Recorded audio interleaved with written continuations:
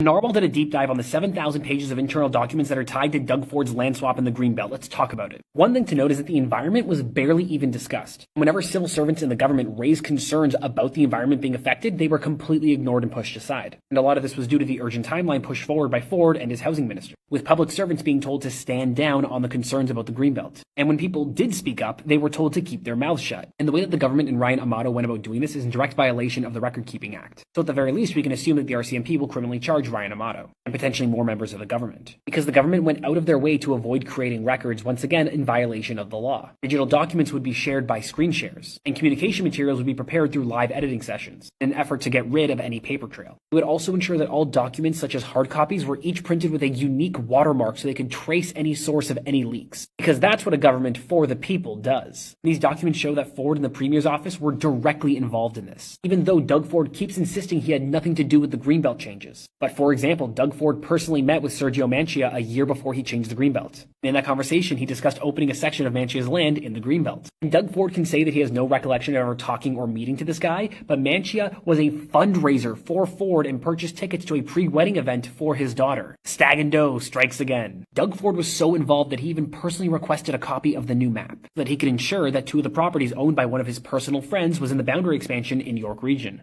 Doug Ford can say that he had no idea what was going on all he wants. He can say that he had no involvement all he wants, but there are literal documents proving otherwise. I guess now we just have to wait for the RCMP to continue their investigation. If you want to stay up to date on Doug Ford and the Greenbelt scandal, hit that follow button.